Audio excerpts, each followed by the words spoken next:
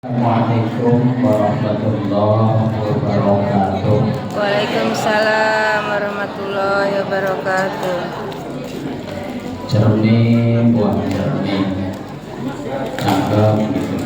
Cermin buah cermin, Cakep, jalan-jalan bagi opang. cakep. Rame si rame, jawab salamnya belum kompak. Saya ulangi, Assalamualaikum warahmatullahi wabarakatuh. Waalaikumsalam warahmatullahi wabarakatuh. Kita doakan yang jawab salamnya paling kencang, rezekinya lancar, anaknya soleh-solehah, segera lunas hutang-hutangnya, Amin. suaminya tambah setia, Amin. istrinya semakin sayang, bisa haji dan umroh pada saat mau.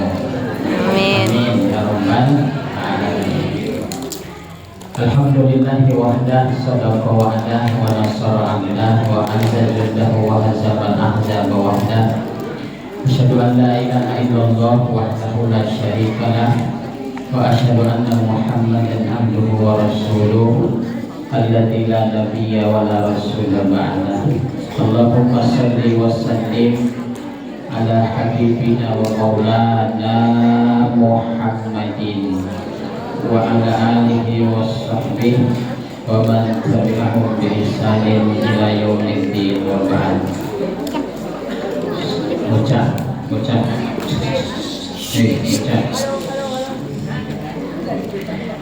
Alhamdulillah atas izin Allah, pada malam ini sudah hampir waktu sahur. Beberapa jam lagi kita sama-sama dapat berkumpul guna mencari keridhaan Allah Subhanahu wa Ta'ala. Mudah-mudahan Allah selalu meridhai kita semua. Amin ya rabbal alamin. Alhamdulillah atas izin Allah, hingga hari ini kita masih menerima begitu banyak nikmat darinya. Di antaranya nikmat sehat dan kesempatan, nikmat usia. Kita masih dikaruniai kehidupan oleh Allah hingga hari ini yang dibarengi dengan iman dan Islam, sehingga kita sama-sama dapat berkumpul di masjid yang sama-sama kita banggakan ini guna menghadirkan upaya terbaik dalam menjemput keridhaan Allah Subhanahu wa Ta'ala.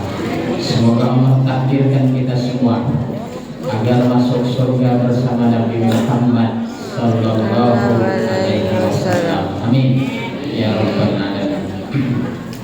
Alhamdulillah. Bu, masih kuat? Belum ngantuk?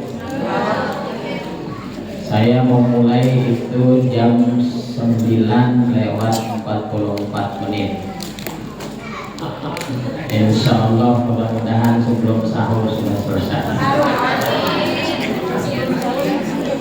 Alhamdulillah, saya sudah 17 hari nggak makan siang pakai.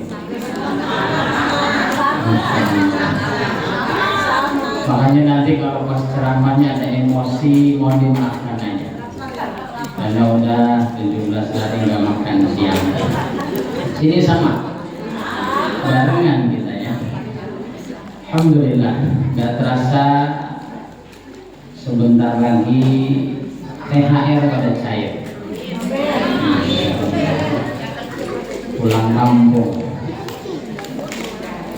Padahal baru kemarin Menteri Agama memimpin rapat sidang isbat. Masya Allah, begitu cepat waktu berlalu. Hingga hari ini sudah malam yang ke-18. Kalau sudah turun kan naik tuh sampai 15. Kalau udah turun tuh nggak kerasa tuh, merosot ya. Tahu Idul Fitri aja. Masya Allah.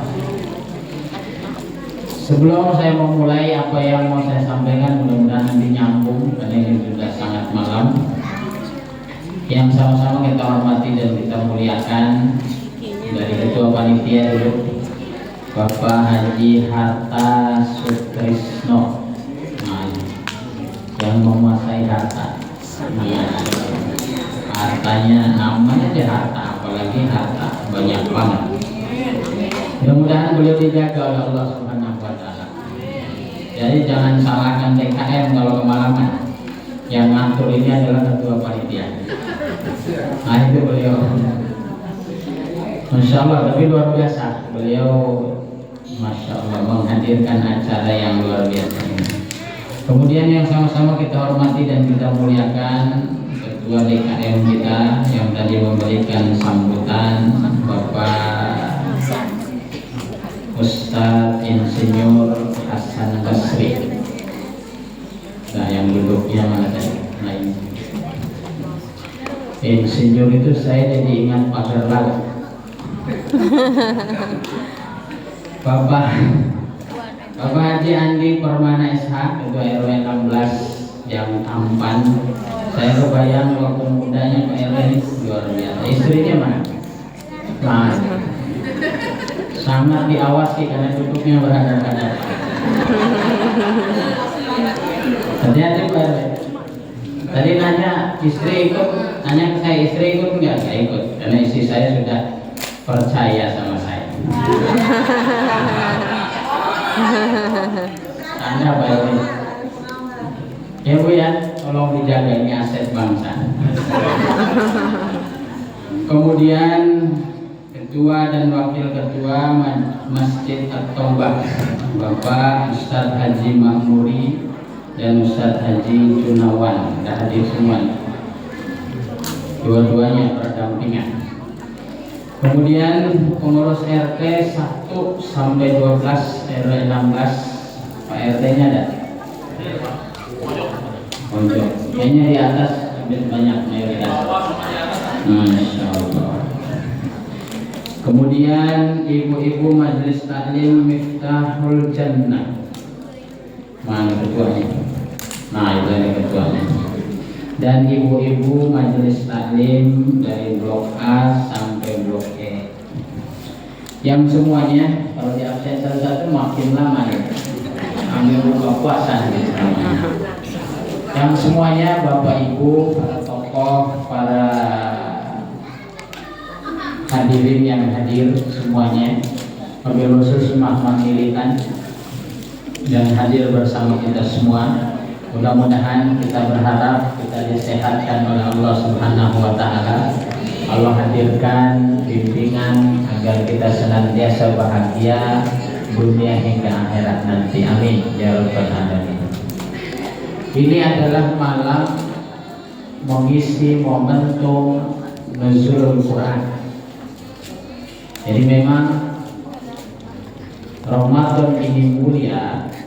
Halo, cicing please dan berisik. Ramadan ini mulia. Penyebab utamanya adalah karena di Ramadan ini Allah turunkan Al-Quran. Jadi Ramadan itu tadinya sama saja dengan bulan-bulan yang lainnya. Tapi karena penyebabnya Al-Quran diturunkan di dalam bulan Ramadan, maka kemudian bulan Ramadan ini menjadi bulan yang dimuliakan oleh Allah Subhanahu wa taala.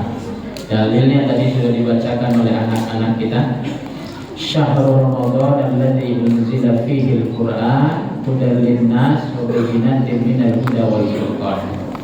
Bulan Ramadan itu bulan di mana diturunkan oleh Allah Al-Quran di dalamnya. Masya Allah. Nabi Muhammad adalah manusia biasa. Kalau kita merujuk di dalam Al-Quran, Qul innani ana basyarun mithlukum. Katakan wahai Muhammad, sesungguhnya aku ini adalah sama saja seperti kalian, manusia juga, basyar. Yang membuat Nabi Muhammad itu menjadi mulia adalah penyebabnya karena Al-Quran diturunkan kepada Nabi Muhammad Sallallahu Alaihi Wasallam. Yuha ilayya. Karena yang membedakan aku dengan kalian sebagai manusia adalah aku diturunkan wahyu oleh Allah kepadaku. Masya Allah. Malaikat sejajar, semuanya malaikat itu sejajar. Tapi ada malaikat yang menonjol kemuliaannya, yaitu malaikat Jibril alaihi salam. Malaikat Malaikat Jibril pun mulia dan menonjol di mata umat, di mata makhluk Allah yang lain termasuk kita semua. Tidak ada satupun dari kita yang tidak mengenal Malaikat Jibril. Tapi bisa jadi ada yang tidak mengenal Malaikat Mikail atau Malaikat Israil. Tapi Malaikat Jibril mesti melekat di otak kita, karena memang Allah muliakan. Kenapa beliau mulia? Menurut para ulama, karena Jibril ditugaskan oleh Allah menurunkan wahyu dari Baitul Izzah menuju Nabi Muhammad SAW secara berangsur-angsur. Pada intinya, Al-Quran ini akan memuliakan. Bulan Ramadan mulia karena Al-Quran, Malaikat Jibril mulia karena Al-Quran, kemudian Nabi Muhammad mulia karena Al-Quran. Siapapun yang ingin dimuliakan oleh Allah, maka bersahabatlah dengan Al-Quran. Masya Allah. Hamilul Quran. Jadilah orang-orang yang akrab dengan Al-Quran.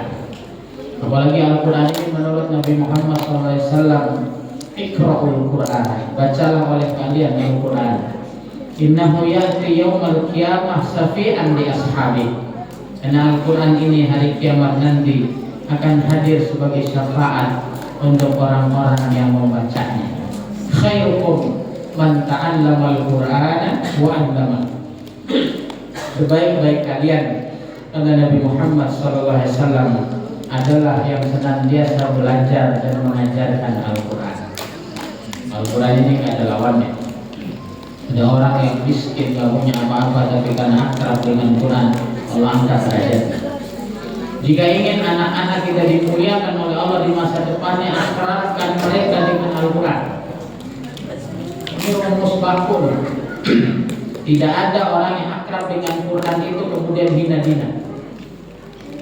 Apalagi pengajarannya baik dan benar. Jika ingin hidup kita mulia, maka akrab dengan Quran. Jika ingin keluarga kita sakinah, mawaddah, warahmah, maka akrab dengan Al-Quran. Sisihkan waktu khusus untuk berakrab-akrab dengan Al-Quran.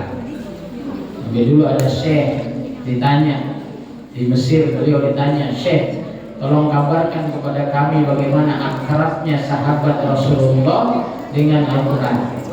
Dijawab oleh syekh itu, kurang lebih seakrab kalian dengan handphone kalian.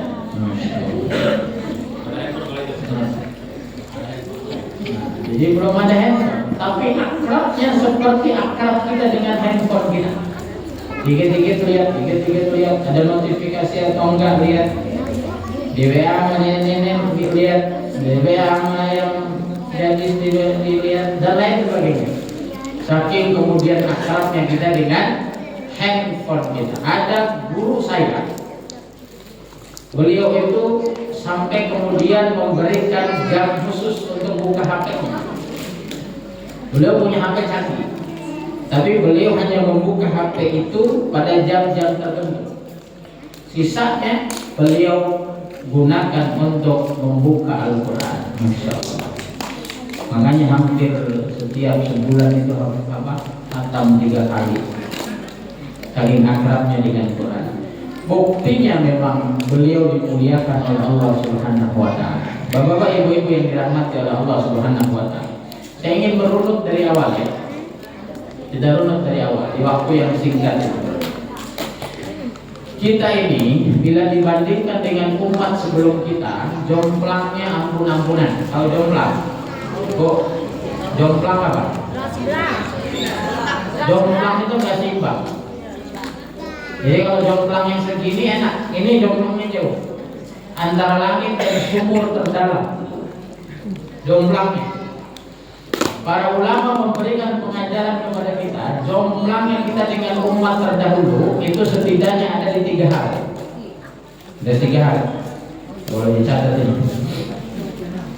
Yang pertama, yang jomplang antara kita dengan umat terdahulu adalah dari segi usia.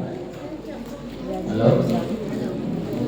Usia umat terdahulu, Nabi Nuh alaihissalam saja itu usianya 950 tahun, itu untuk dakwah saja. Usia secara manusianya adalah lebih dari 1000 tahun. Halo? Kita hari ini hanya 60 sampai 70 tahun dan hanya sedikit kata Nabi Muhammad SAW yang lebih dari itu. Jumlahnya jauh. Ada lagi satu makhluk Allah, Durjana. Ini makhluk ini Durjana, raja jahat. Raja jahat, saking jahatnya sampai diabadikan oleh Allah di dalam kitab sucinya. Namanya Namrud. Ini raja super jahat. Tapi saya belum pernah baca Namrud ini sejahat-jahatnya belum pernah nanam pagar laut. Halo? Belum pernah juga oplos bensin. Belum pernah juga kurangin takaran minyak kita. Ini penggemar minyak kita. Ternyata murahnya itu sedikit, Bunda. Ya Allah.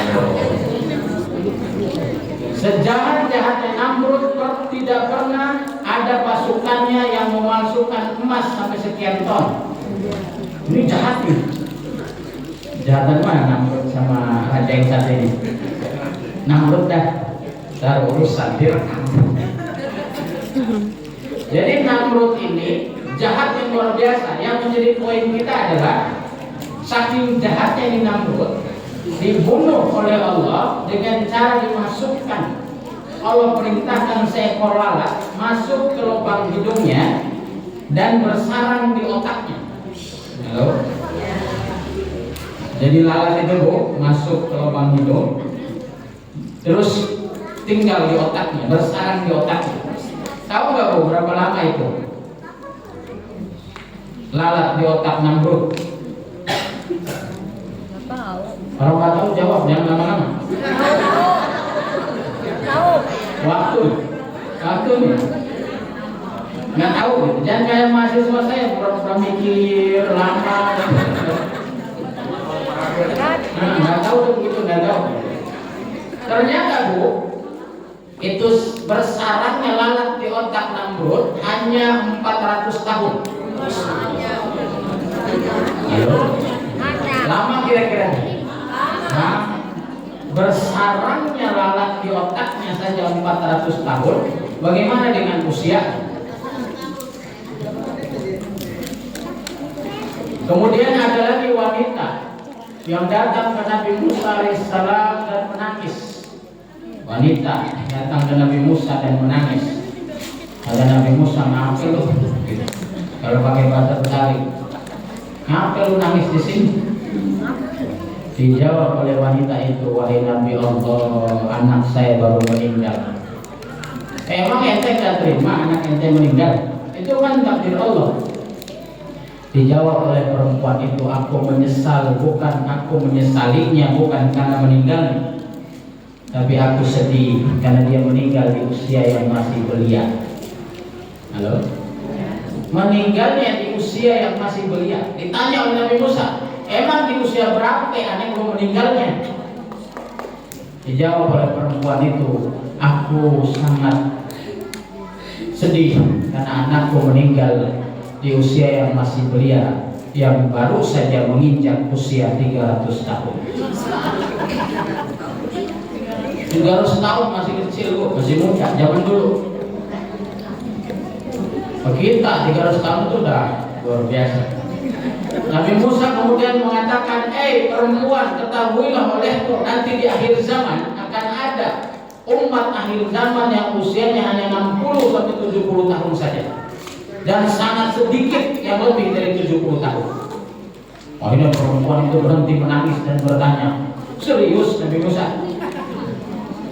Ya, itu yang dikabarkan oleh Allah kepadaku. Apakah mereka mengisi hidup yang singkat itu untuk beribadah kepada Allah? Dijawab oleh Nabi Musa, enggak. Mereka itu dari bangun tidur hingga tidur lagi yang dipikirkan dunia. Dia mau bergerak karena dunia, dia mau berjuang karena dunia. Apapun yang dia lakukan semata-mata untuk mencari dunia. Dan mayoritas, sebagian besar dari mereka, itulah orientasi kehidupannya. Akhirnya perempuan itu benar-benar berhenti menangisnya dan kemudian bersemangat menyampaikan kepada Nabi Musa alaihissalam, wahai Nabi Allah, demi Allah, seandainya aku mengetahui usiaku hanya 60 sampai 70 tahun saja, maka demi Allah tidak ada sesaat pun yang aku isi untuk mengejar dunia yang hina ini. Masya Allah, luar biasa. Umat terdahulu luar biasa. Nah, maka jomplang yang pertama antara kita dengan mereka, nggak sebandingnya kita dengan mereka adalah urusan apa tadi Bu? Usia. Kita mau 45, 50 itu udah kulit udah melengket. Tarik turun. Mereka usia ribuan tahun. Nah, yang kedua, jomblangnya kita dengan umat terdahulu adalah dari segi fisik. Tingginya Nabi Adam itu 16 meter diceritakan kepada kita. 16 meter Bu. Makanya kalau ada dinosaurus tingginya 5 meter itu sama dengan Adam di zaman Nabi Adam alaihissalam. Lebar bahunya Nabi Musa itu 7 hasta. 7 hasta Bu. Lebar bahunya. Pokoknya banyak kan kayak tinggi gede. Kita kecil, umat paling kecil. Kalau kita hidup sejaman dengan Nabi Adam alaihissalam, maka kita ini dianggap kurcaci yang sangat kecil, yang bisa dibelai, ditepis dengan mudah oleh orang-orang seperti Nabi Adam. Ini yang kedua. Yang ketiga, jomplangnya kita, nggak sebandingnya kita dengan umat-umat terdahulu adalah dari segi keyakinan, semangat ibadah, dan perjuangan di jalan Allah Subhanahu wa Ta'ala. Dulu ada sesosok manusia yang rela sampai dibakar hidup-hidup demi mempertahankan iman dan Islam. Beliau adalah Nabi Ibrahim alaihissalam. Dulu hidup sebelum kita ada seorang manusia yang siap lehernya dipotong oleh ayahnya demi memperjuangkan taat kepada Allah Subhanahu wa Ta'ala. Beliau adalah Nabi Ismail alaihissalam. Ada 7 pemuda yang kemudian dikejar-kejar karena mempertahankan akidahnya, menasihati raja zalim ketika itu. Lari sampai kemudian lompat di salah satu gua. Mereka adalah Ashabul Kahfi. Ada juga para nabi yang ketika itu dalam sejarah disampaikan kepada kita yang digergaji hidup-hidup dari ubun-ubunnya sampai selangkangannya.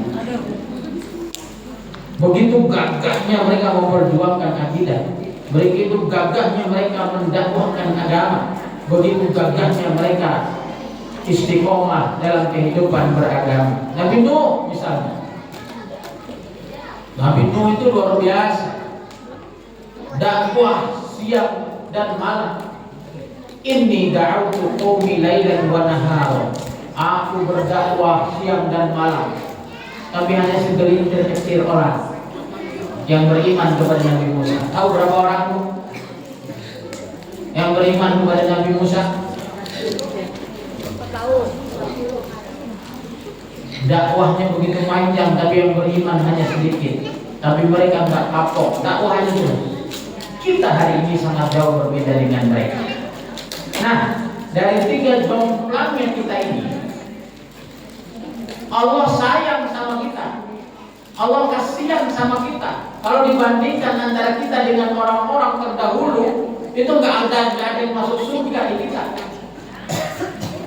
Makanya kemudian Allah hadirkan Ramadan. Halo?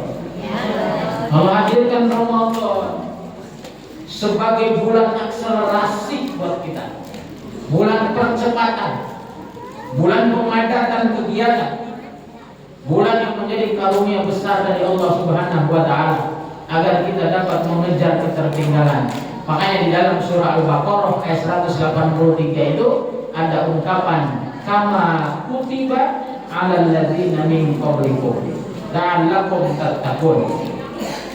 Diwajibkan puasa itu bukan kalian saja, tapi diwajibkan puasa juga kepada orang-orang sebelum kalian agar mereka bertakwa juga seperti orang-orang sebelum kalian. Nah, kalau kita bandingkan, sangat jauh berbeda kita. Maka kemudian Allah hadirkan Ramadan. Di Ramadan ini setan diikat, dibelenggu. Hadisnya masyhur, hadisnya terkenal. Dibelenggu, diikat. Makanya tidak ada setan yang mampu mempengaruhi siapapun dari jenis jin di bulan Ramadan ini. Makanya kalau ada warga Pak RW yang ngomong saya nggak puasa karena diganggu setan, jangan percaya. Orang setan dibelenggu. Maka ada para ulama, kalau ada orang Islam di bulan Ramadan sengaja tidak puasa, maka dia adalah setan. Bayang setan mulai dikit. Kemarin Qadarullah pas banjir itu kami menggalang dana, akhirnya kita beli nasi bungkus untuk buka puasa yang terdampak banjir. Saya diantaranya yang nyari bukan puasa, kelilinglah ke warung Padang, warteg kemana-mana. Ternyata memang fenomena betis tanpa badan itu banyak banget, Masya Allah. Ditutup tirai hanya terlihat sampai betis, padahal sehat juga. Ini luar biasa. Allah hadirkan Ramadan, setan dibelenggu. Gak boleh kita nyalain setan dari jenis jin lagi di bulan Ramadan ini. Ibarat main badminton tuh main sendirian, menang gak kira-kira Bu? Kalau main sendirian? Hah? Menang gak ada lawannya. Mau smash, mau nyumpil balik juga menang tuh. Main bola sendirian, satu tim aja, kira-kira menang gak? Menang, gak ada yang jaga gawang sebelah sana. Makanya Allah Subhanahu wa Ta'ala melalui Nabi Muhammad SAW disampaikan juga kepada kita, selain setan dibelenggu, juga surga dibuka lebar-lebar pintunya, dibuka lebar-lebar. Maksudnya apa? Biar yang puasa dengan baik dan benar itu akan dijamin masuk surga oleh Allah Subhanahu wa Ta'ala. Kalau mau masuk surga Bu, matinya sekarang nih, mumpung masih ada Ramadan, dibuka. Karena pintu neraka ditutup rapat-rapat, yang dibuka pintu surga saja. Ibarat pintu ini sama itu ditutup, pintu itu aja yang dibuka. Nggak ada alternatif lain, hanya pintu itu yang kita lewati. Maka orang-orang yang berpuasa dengan baik yang benar, maka Allah akan hadirkan karunia luar biasa untuk mereka, untuk memasuki surganya Allah Subhanahu wa Ta'ala. Mudah-mudahan kita semua termasuk bagian dari itu. Amin. Ya Rabbal Alamin. Kemudian yang selanjutnya, amal soleh, ibadah kita dilipat gandakan balasannya. Ini juga hadisnya masyhur. Sholat sunnah dinilai sebagai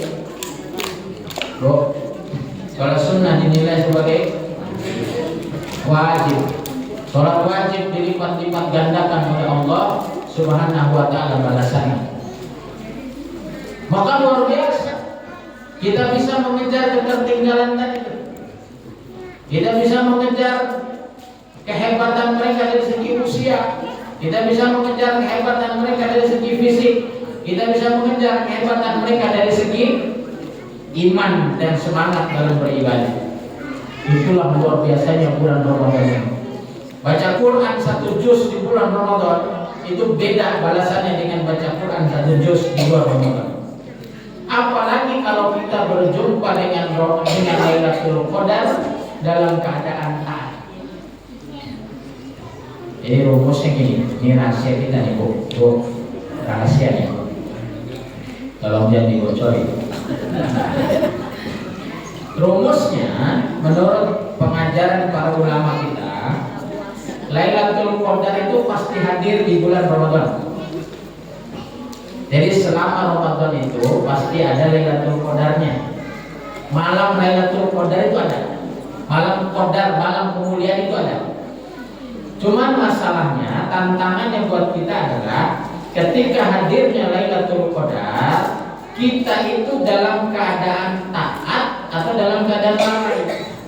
Itu aja problemnya.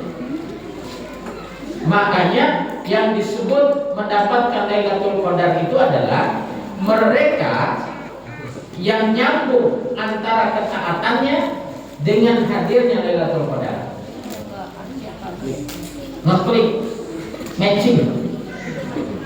Karena ada ketika Lailatul Qadar ada yang rajin baca Quran. Baca Quran di dalam malam Lailatul Qadar 1 juz itu akan dibalas oleh Allah sama dengan lebih baik dari 1000 bulan. Guru saya dulu pernah intermezzo begini.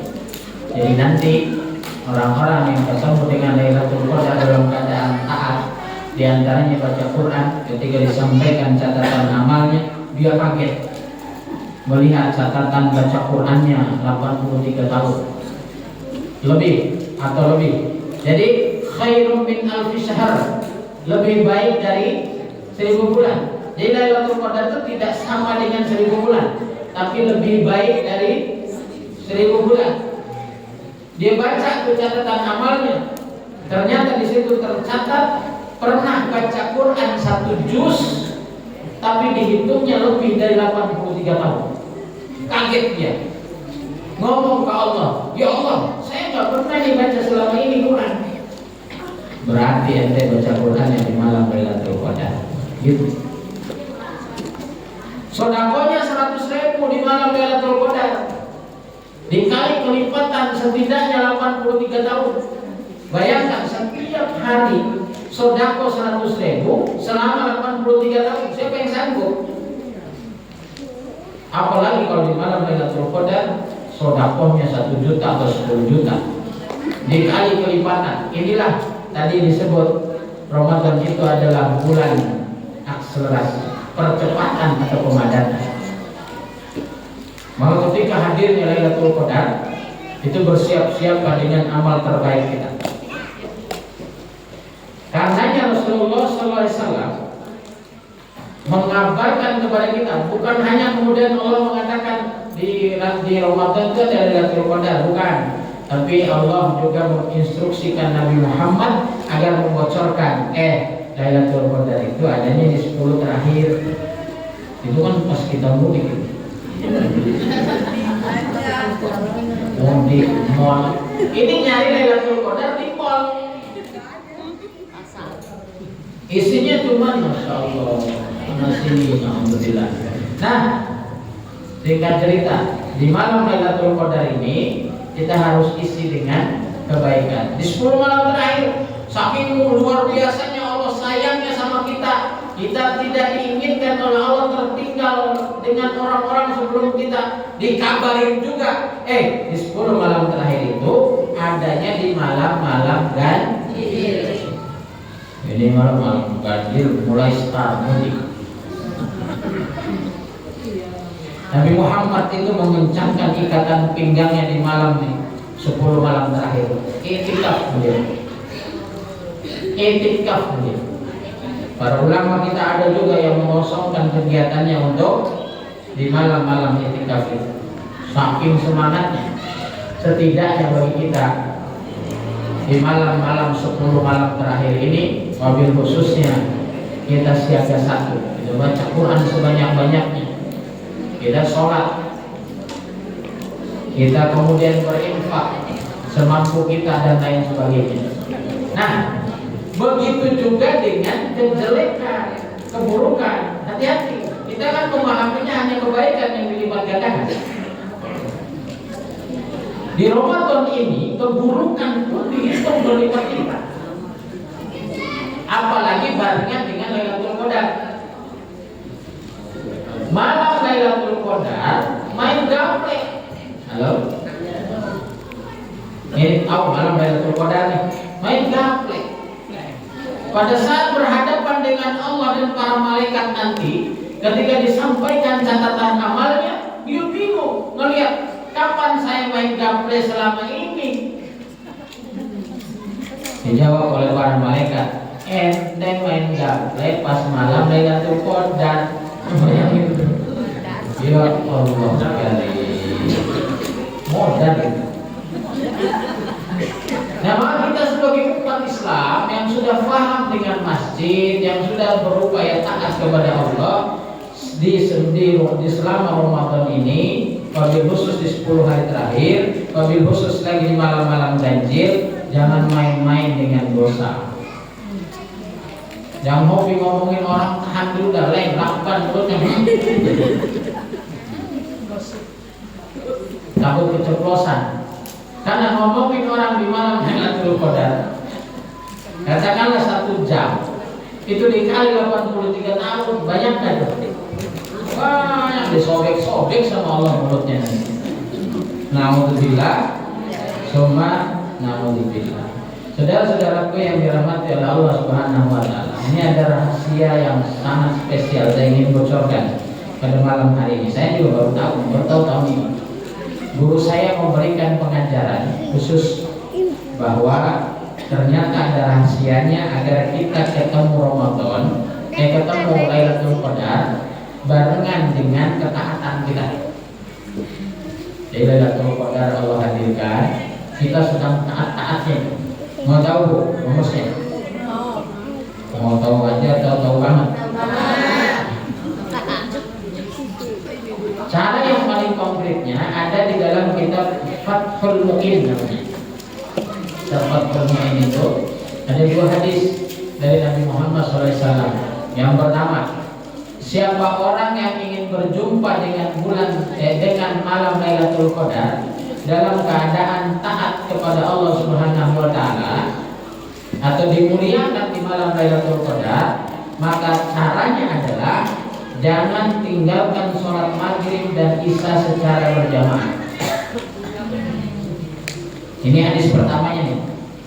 Ini hadis diriwayatkan oleh Imam At-Tabrani.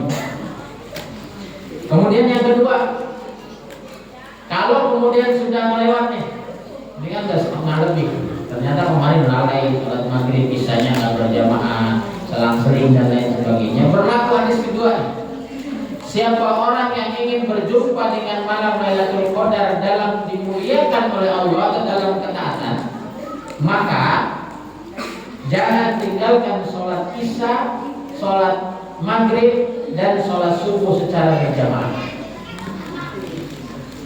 Kalau kita mampu sholat maghrib, sholat isya dan sholat subuh secara berjamaah di 10 hari terakhir bulan Ramadan, maka dijamin kita akan ketemu dengan Lailatul Qadar dalam keadaan taat kepada Allah Subhanahu wa taala. Mudah-mudahan Allah membimbing kita semua. Ini ada di kitab Fathul Mu'in nomor 84 versi Arab itu. Bisa ya? Gimana dengan yang perempuan? Perempuan itu sholatlah tepat waktu, khususnya maghrib, isya dan subuh. Ini yang tadi berjamaah itu penekanannya ada pada kaum bapak-bapak. Kaum bapak-bapak. Jadi ya, bapak-bapak itu berjamaahnya di masjid. Kalau sama istri itu belajar berjamaah. Ada analoginya kan itu. Laki-laki yang sholat berjamaah di masjid namanya laki-laki soleh. Perempuan yang sholat di rumahnya adalah perempuan solehah. Laki-laki yang sholat di rumahnya adalah laki-laki mau milih soleh atau solehah, pilihan kita. Makanya mudah-mudahan nih, kalau kita kemudian tarik konklusi atau kesimpulannya, nih, kalau kita dapat Lailatul Qadar, kemudian taat di bulan Ramadan, baca Quran yang telaten, sholat yang tepat waktu, sedekahnya rajin, memaafkan siapapun di bulan Ramadan yang penuh dengan kemuliaan ini, kira-kira kita bisa mengejar ketertinggalan kita dengan umat terdahulu kan? Pasti. Karena Allah lipat gandakan, dan bukan hanya setahun kita ketemu Ramadan.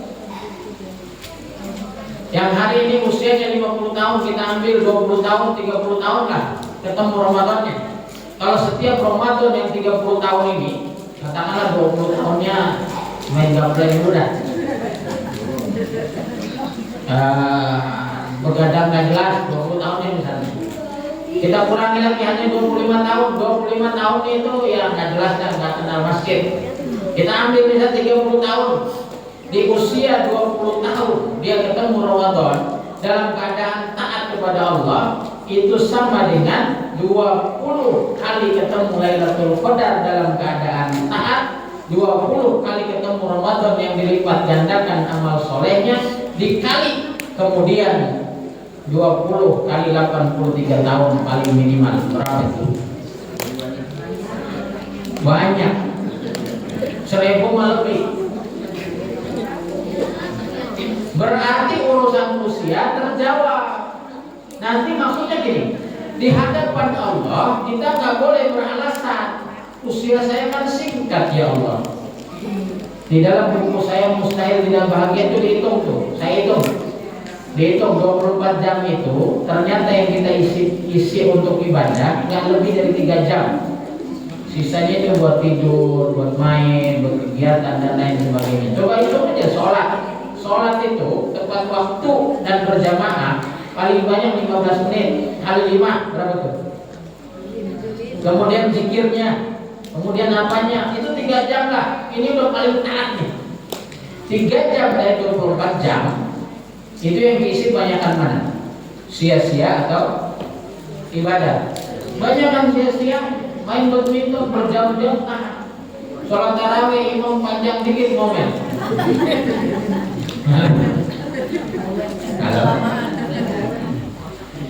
belanja di mall nggak hitung tuh ratusan ribu, suruh bayar zakat fitrah kurang dari 50.000 ngomel dan lain sebagainya. Itulah kita sebagai manusia. Makanya Allah hadirkan Ramadan sebagai wasilah agar kita bisa mengadatkan kegiatan tanpa sadar hanya di bulan Ramadan. Masya Allah, sehingga kita bisa mengejar ketertinggalan itu.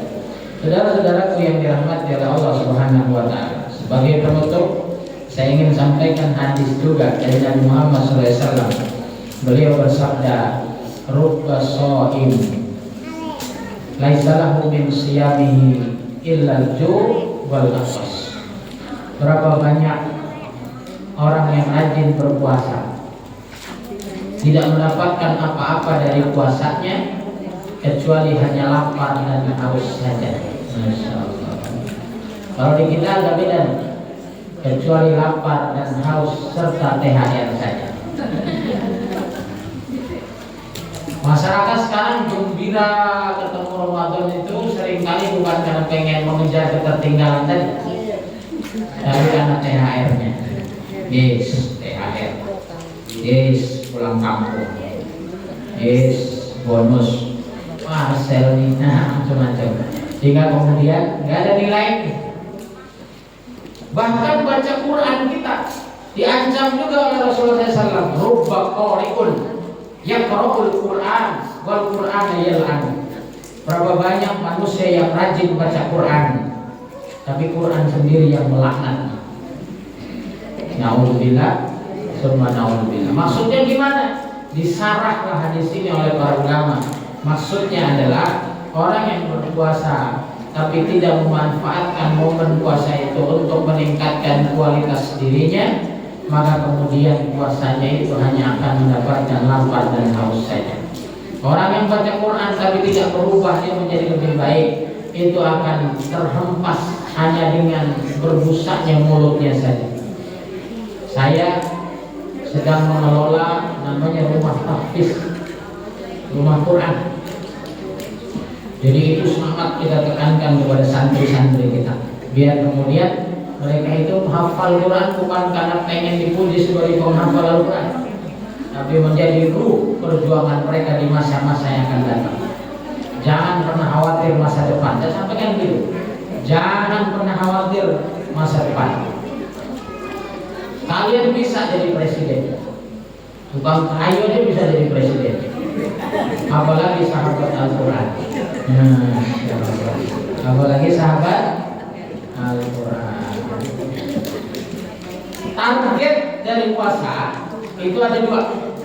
Yang pertama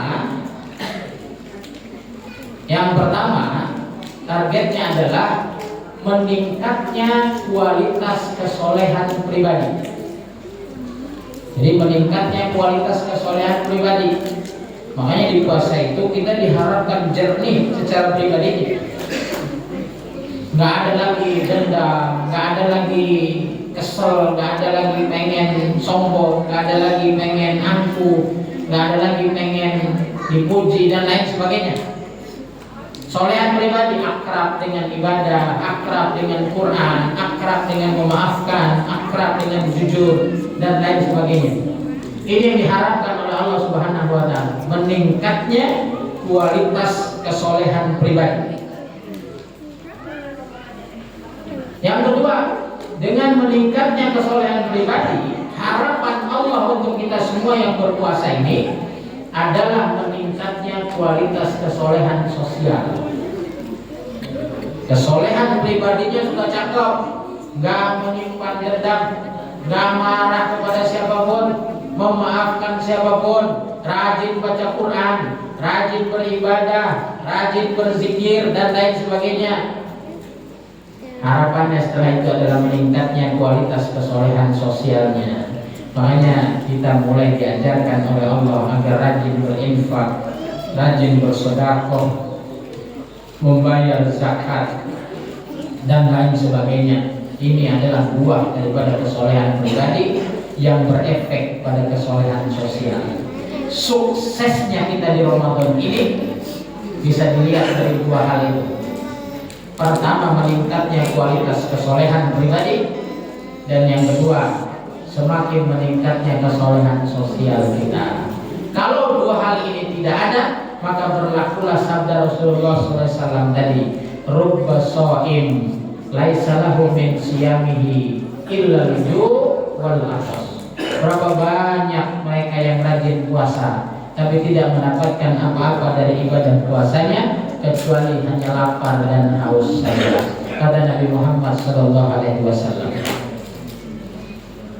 Yang terakhir hadisnya, man lam yada' qaula zur wal 'amala bih. Siapa yang tidak dirubah oleh puasanya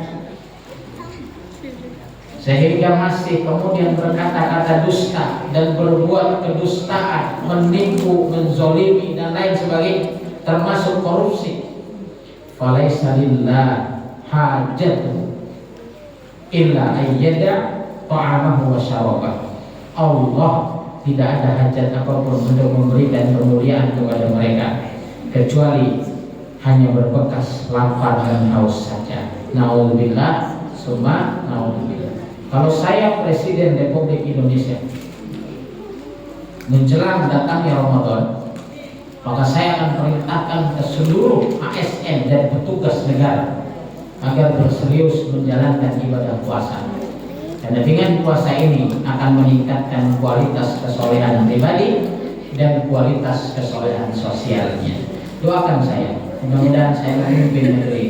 Amin. Dijamin tidak ada pasar lautnya. Langit saya kapling. Langit di kapling, udara di kotak-kotakin. Masya Allah, harus lebih maju gitu. Nah, saudara-saudara yang dirahmati oleh Allah Subhanahu wa taala, itu saja yang bisa saya hadirkan.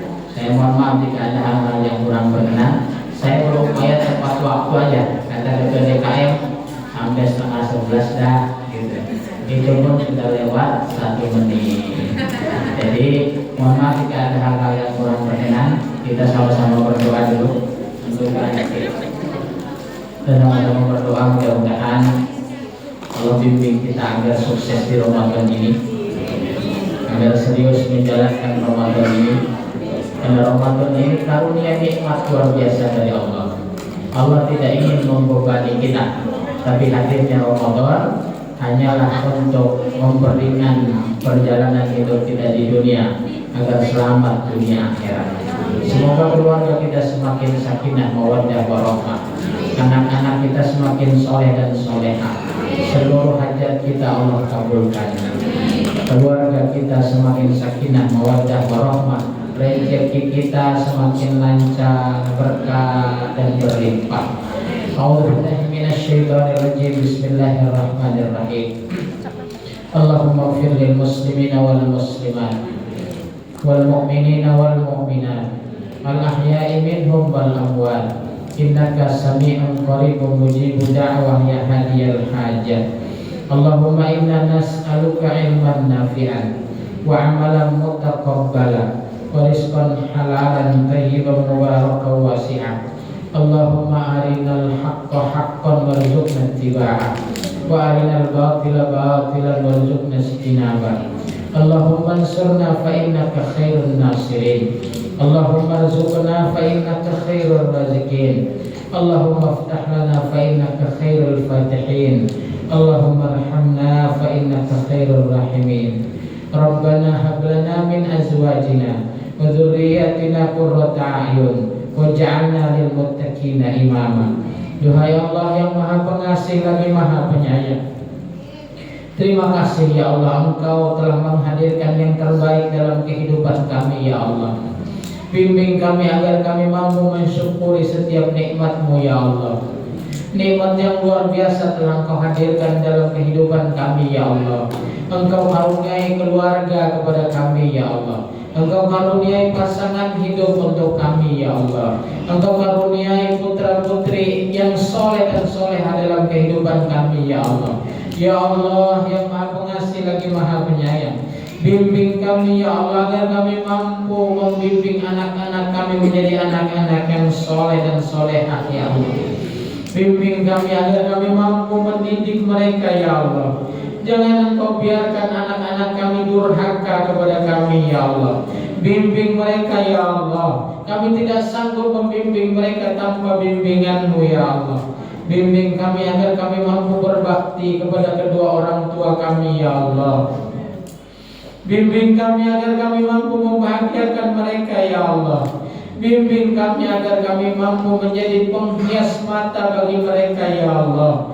Bahagiakan mereka ketika mereka berinteraksi dengan kami ya Allah.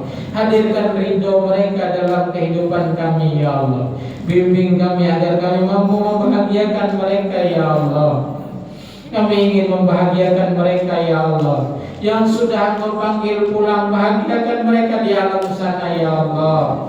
Ampuni dosa-dosa mereka ya Allah. Ampuni segala hilaf dan alpa mereka ya Allah. Terimalah segala amal ibadah mereka ya Allah. Lapangkan kubur mereka ya Allah. Ya Allah, ridhoilah kehidupan mereka di alam sana ya Allah. Untuk yang masih hidup, bimbing kami agar kami mampu berbakti kepada mereka ya Allah. Ya Allah yang Maha Pengasih lagi Maha Penyayang, bimbing kami agar kami mampu menghadirkan akhlak terpuji dalam kehidupan kami ya Allah.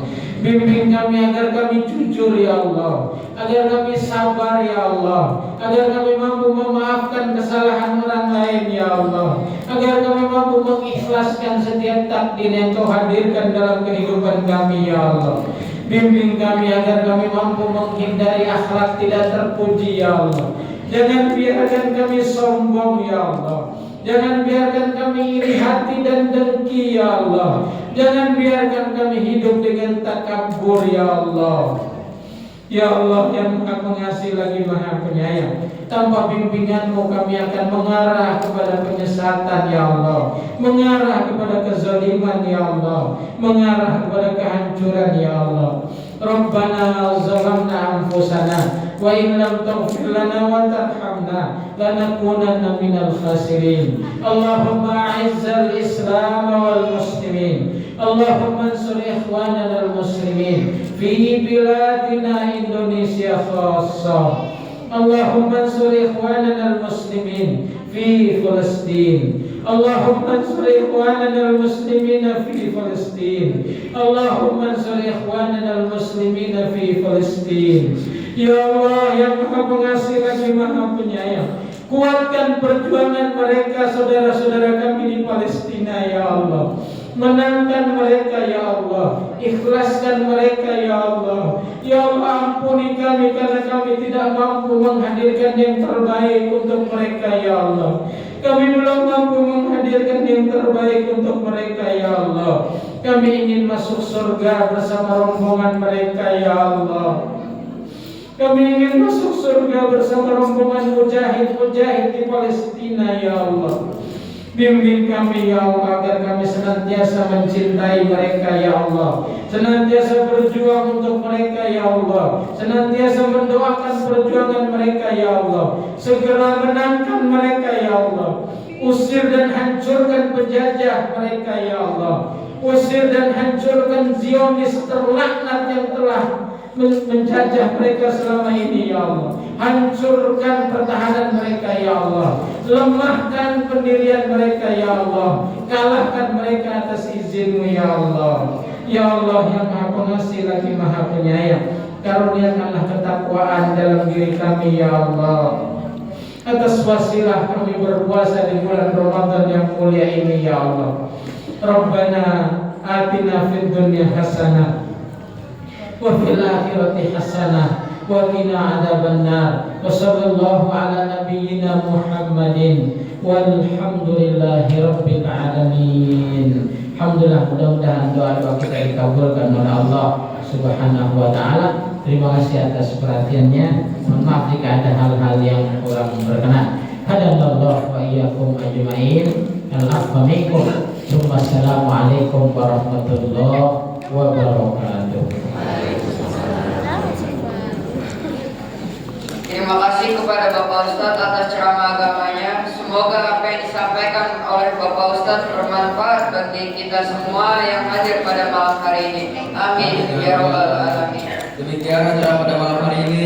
Kami selaku pembawa acara ingin minta maaf sebesar-besarnya atas jalannya acara. Terdapat hal yang kurang berkenan di hati Bapak, Ibu serta saudara sekalian. Mari sama-sama kita tutup dengan membaca hamdalah alhamdulillahirabbil alamin dan doa kafaratul majelis. Subhanallahumma wa bihamdika asyhadu an la ilaha illa anta astaghfiruka wa atubu ilaik.